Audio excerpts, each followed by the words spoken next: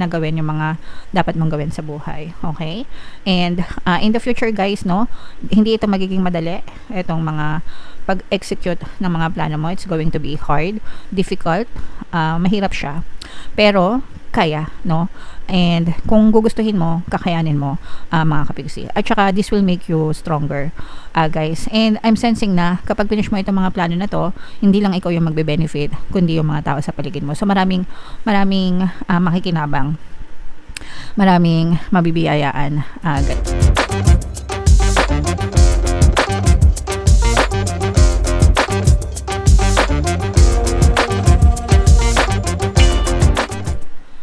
Hello guys, hello Pisces, welcome back to Pinoy Pixie Tarot. Excuse me.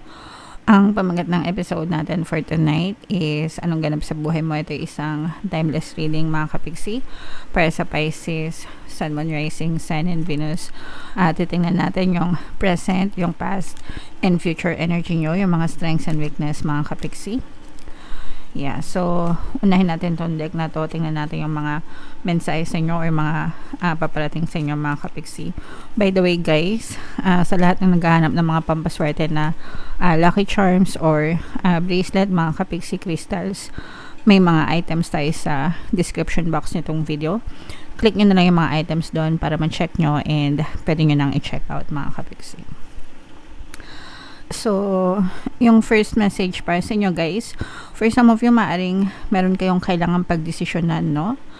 Mga kapixie, and parang as of now, parang hindi pa malinaw sa isip nyo kung ano yung desisyon na gagawin nyo. So, I suggest na take your time, maghinay-hinay kayo, mga kapixie, huwag kayo masyadong magmadali sa pagdedesisyon nyo, and timbangan nyo mabuti yung mga pros and cons, mga kapixie, yung mga benefits, advantages, disadvantages.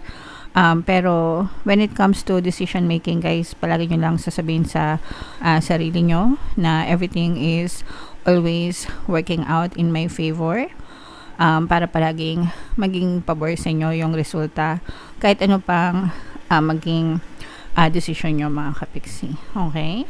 Alright. Yung next na message for you guys, regeneration. Ito yung transition, transformation, pagbabago, changes, mga kapixie, no? Parang itong puno na to guys, diba yung autumn is taglagas mga kapixie.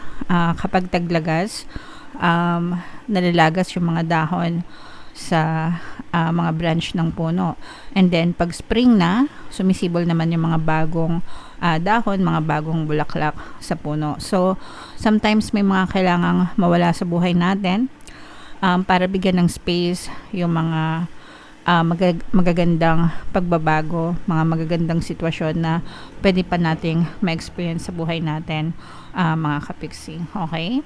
Alright, so i-welcome nyo na yung mga magagandang changes na yan, mga magagandang pagbabago na yan.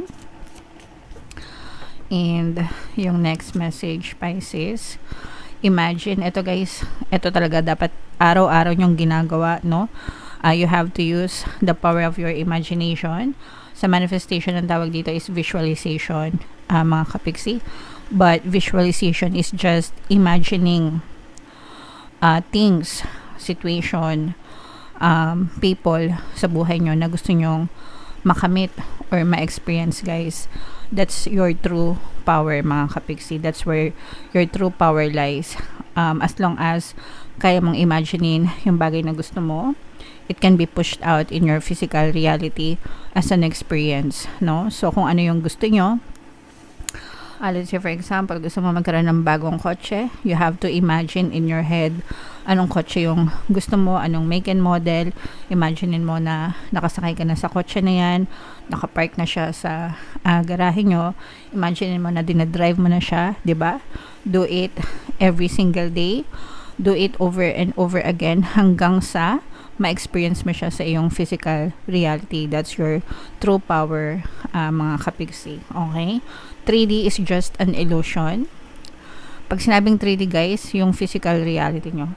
It's just a reflection of your imagination. Okay? Your true power lies in your imagination, mga kapiksi. So, napaka-powerful niyan, guys, kung alam nyo kung paano siya gamitin, no? Sa tamang paraan, mga kapiksi. So, comment down below if naka-resonate kayo sa messages. Tingnan natin, guys, no, yung ganap sa inyo.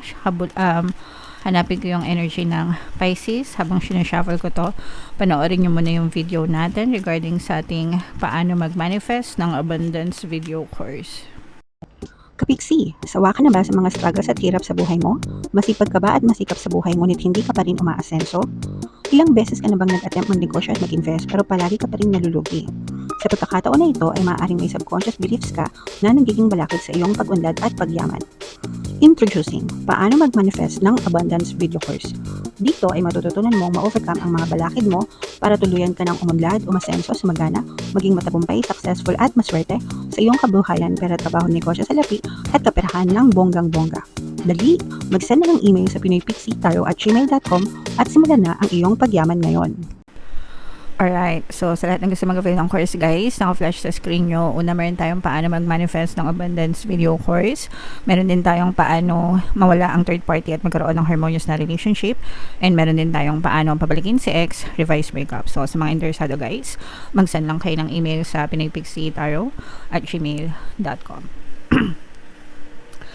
So, Pisces guys, kayo ay na-represent ng Queen of Cups. Kung ano na lang yung makaresonate guys, take that message kasi hindi lahat ng mensahe ay mag-resonate sa inyo. And again guys, yung sa mga gusto mag-check out ng mga pampaswerte na Lucky Charms or bracelet, check nyo yung description box, mga kapiksi. So, yung present situation nyo or energy nyo guys, this is a Queen of Swords energy. This is an air sign energy guys, Aquarius, Gemini, Libra. For some of you, maaaring may air element kayo sa inyong natal chart or you may be dealing with an air sign, mga kapiksi. Pero for now, guys, nakikita natin na marami kayong iniisip or marami kayong pinaplano sa buhay nyo, mga kapiksi. For some of you, nakikita rin natin dito or nararamdaman natin yung etong guys, regeneration na energy, pagbabago. So parang nagpaplano kayo para sa pagbabago sa buhay nyo, mga kapiksi. Pwedeng ayaw nyo yung current situation nyo guys, or pwedeng meron kayong mga desires, no, na gustong ma-achieve and you want some changes in your life, kaya pinaplano nyo siyang mabuti right now. Nandun kayo sa stage na parang binubuo nyo sa isip nyo kung ano yung mga gagawin nyo para matupad yung mga plano nyo guys, okay? Yung strength nyo, mga kapiksi, is masipag kayo. Walang duda, okay? So, masipag, masikap sa buhay. You're not wasting your time. Di kayo nagsasayang ng oras, ng energy. Nakafocus lang kayo. Especially pagdating sa kabuhayan, kasi nakikita natin na ang gusto nyong mabago is yung kabuhayan nyo in general, yung status nyo, especially pagdating sa financial na status, mga kapiksi. So magagamit nyo yung pagiging masipag nyo para maabot nyo yung desires nyo sa buhay guys, okay? And ito naman yung weakness nyo, mga kapiksi. Yung weakness nyo naman guys is masyado kayong parang tawag dito, gathering so much information na minsan kasi wala namang masama guys na mag-gather ng information, especially kung makakatulong yun sa pagdedesisyon nyo, no? Sabi ko nga guys, diba, meron kayong importanteng pagdedesisyon, pero minsan kapag information overload, no, doon po mapasok guys yung napaparalyze kayo. Ibig sabihin lalong hindi makapagdesisyon dahil sa dami. Sa dami, parang ano ba dito yung gagawin ko talaga, ano ba dito yung ipa-priority ko, no? So yun yung isa sa mga weakness nyo, mga kapiksi. So mas maganda kung meron kang specific na listahan, ganyan, meron kang checklist, mas madali para sa'yo na makapag-decide, kasi pag may checklist ka, syempre check X lang, 'di ba? So kung ano yung maraming check, edi yun yung piliin mo, di ba? So, ganun lang kasimple mga kapiksi. What's going on in your head? Ito guys, no? Ito yung sinasabi ko sa inyo na indecisive. Ito yung sa isip nyo, hindi makapag-desisyon or nahihirapan na mag-desisyon mga kapiksi. And nangyayari ito kapag masyadong marami kayong information na ginagather. So, I suggest na i-limit nyo lang yung mga choices nyo, yung mga options nyo, mga kapiksi, kung saan kayo komportable para mas maging madali sa inyo yung pagdidesisyon, guys. Okay? So, sa isip nyo, medyo naninimbang kayo, medyo indecisive kayo, mga kapiksi. Ito naman, guys, is more on sa passion nyo, mga kapiksi, yung creative side. For some of you, parang medyo nagdududa kayo sa kakayahan nyo, no? Kaya siguro nagiging indecisive yung iba sa inyo mga kapiksi, kasi for some of you parang medyo may duda kayo sa kakayahan nyo, or nagdududa kayo sa ibang tao sa paligid nyo, mga kapiksi, para nagkakaroon kayo ng trust issues din with other people, kung sino yung mga katulong sa inyo, ganyan. Sometimes parang natatakot kayo magtiwala sa ibang tao kung matutulungan ba nila kayo or hindi, kaya parang dumidepende na lang kayo sa sarili nyo. And sometimes kapag nakadepende tayo sa sarili natin, tas limited lang yung alam natin, di ba? Yun lang, hanggang dun lang yung pwede nating marating mga kapiksi.